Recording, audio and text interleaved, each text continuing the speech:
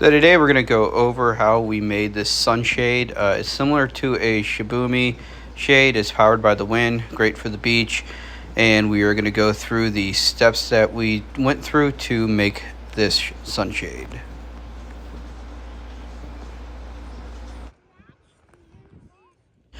For the poles on this project, I have some old poles from a tent that's 22 foot long, and that's what we're going to use. So I didn't have to buy anything there, and so the only thing I really bought for this project was the fabric. So for the fabric, what we got from Ripstop by the Roll is a 1.1 ounce Ripstop nylon. I got hot pink because it's the cheapest color, and I figured we wouldn't have a hard time finding it. And then I got the uncolander so that it'll breathe, and I got 18 yards. So what I did is kind of laid out my tape measure and pulled this thing into thirds, and then I'm going to go ahead and cut it into 3 sections. So it's 3 18-foot sections or 6-yard sections, and then we're going to sew up the edges and whatnot, which I will show you how I'm going to do that. But first, let's go ahead and get this this cut to size, and then we'll get to sewing. All right, so for our center and last panel, because this will be 3 panels, really all 3 pieces, we're going to go around and we're going to do a double ruled edge on the fabric. So what that means is with our, standard pattern, middle needle position, and just a straight stitch, I'm using black Gunnerman MARA 70 thread. So what we're going to do is we're going to sew twice along this channel. So give yourself about a 1/2 inch. If you want to clip it, you can do that. Set your foot. You just kind of feed it through. We're going to start. Let's back it up.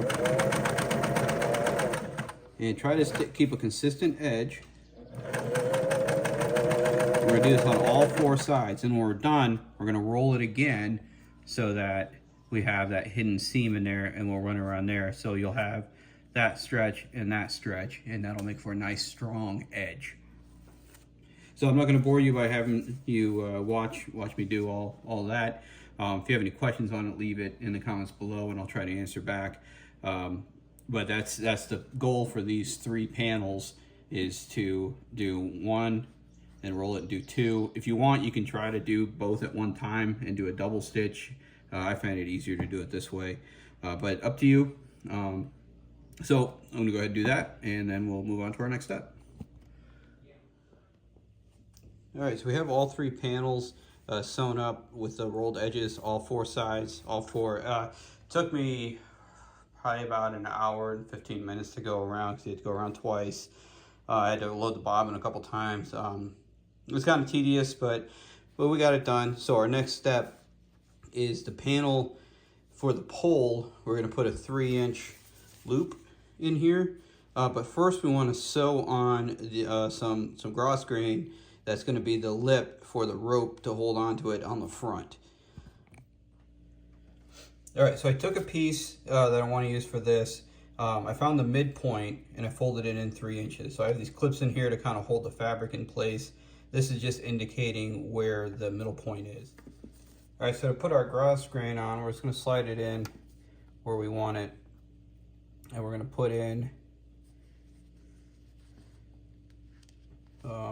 this is the one time I'm going to use pins, because I can't really get a clip on there. So it needs to go from there. And then I'm going to put a needle. It's not going through the fabric. I'm just going through the gross grain, so I know where to stop. So I'm going to put 2 rows on here, this side and this side. All right, so this is our end product. It's not the cleanest job I've ever done, but it'll allow, once it's sewn, the rope to go through there. It'll hold pretty good. So, all right, so our next step is to sew the 3-inch channel into here. So what I did is I measured from the edge of the foot to the edge of this piece of tape is 3 inches. So I'm going to use that as my guide. Now I'm going to go slow on this first round. I'm probably going to go over it 2 or 3 times. It'll probably end up being 3, because I want to be certain. I'm going to line that up with that edge and that edge. That way it'll help us maintain consistency. And we'll go ahead and get started.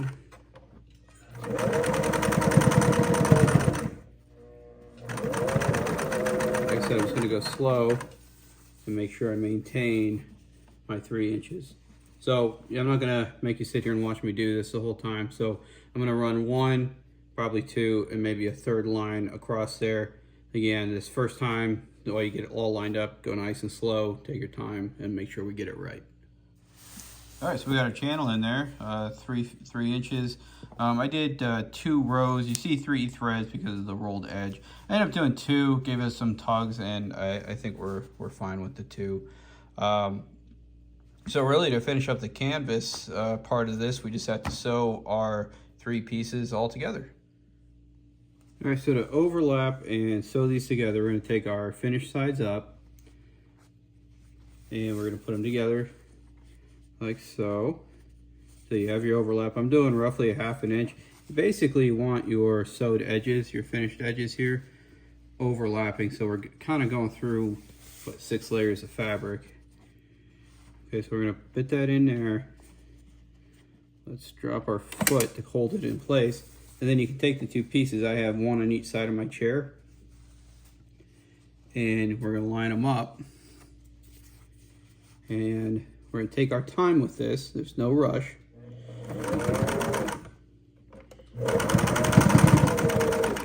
And I'm just going to slowly hold them together. And we're just going to walk it down. Stop. So, 6 inches at a time for the whole length of this. So it's going to take a little bit of time, and then we'll come back through, and we're going to put another stitch in there so that there's 2 to make sure it's held together. So again, you don't want to watch me do this. Probably take an hour. I have no idea. I'll let you know when I'm done. But we're going to do that on this one, and then on panel 2 to panel 3, since there's the 3 panels, and then our canvas is basically done.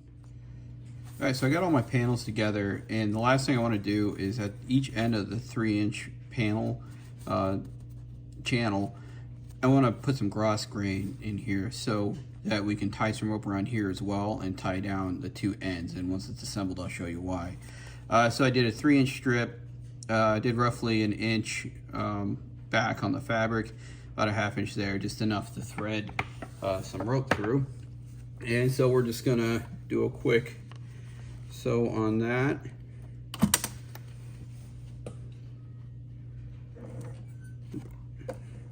And I just noticed my thread is not under my foot, so let's fix that real quick.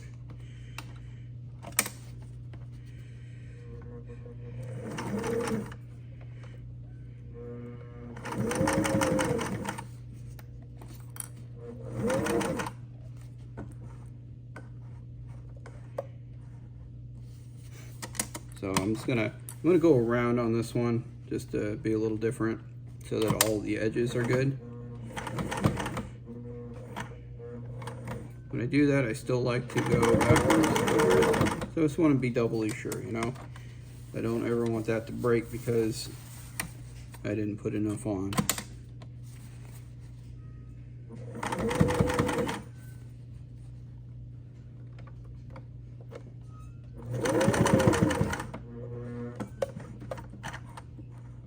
And I'm gonna go one more time across this front.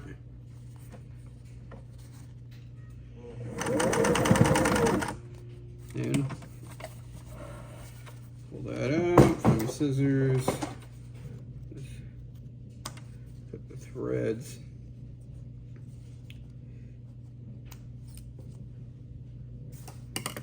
Okay, so now we have our piece, it's on there.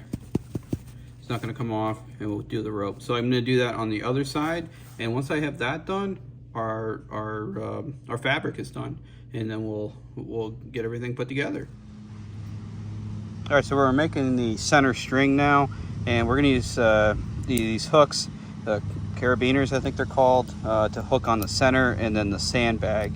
So to do that, we're also going to use this rope that I had laying around. So we're just going to do a basic knot. If you fold it over itself like this, and then just bring it around, and pull through, and you have a good solid knot that you can just hook right on this hook that will hook onto the middle strap on the made up Shibumi.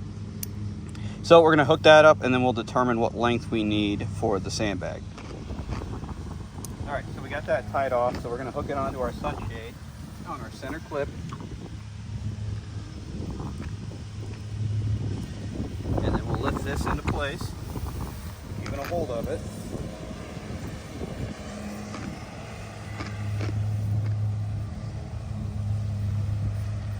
You want that in the center as much as you can.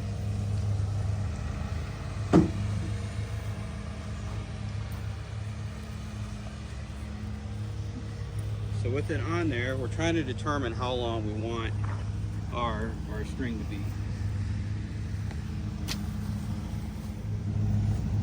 All right, so we have the front hooked up, so to determine your length, just kind of go by feel and space it out. And you can come kind of hook that.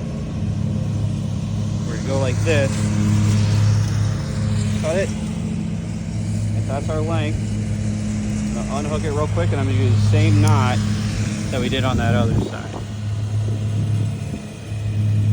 Way we're nice, snug. Hook it on your sandbag, and we're all set. And then you can pull this forward or backwards if you need your sunshade to tilt front or back, depending on your wind. All right, so on our side, to hold this taut, I have this cord that is flexi, that'll pull.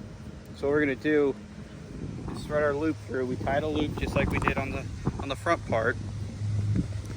That way we can pull our stretchy cord back through. This has not got the length, there's a lot of it.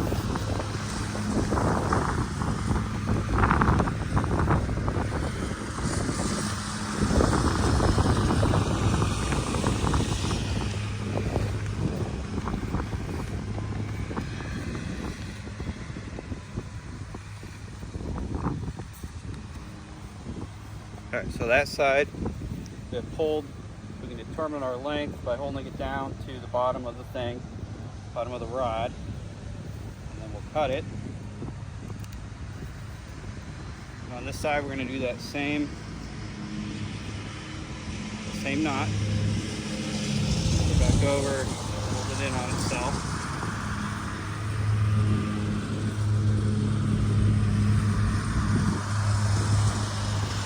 Hook it on our hook here, and then we'll hold this up. We're just going to click it on like that. So we have the tension from here to here.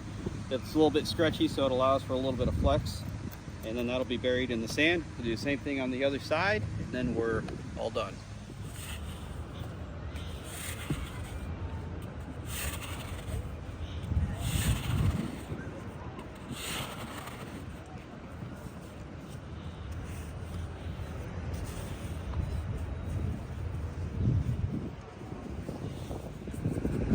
All right, the sunshade is all set up.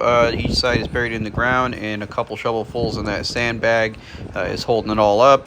If you have any questions, comments, concerns on how we built this, please comment below, hit like, subscribe, and we will talk to you soon.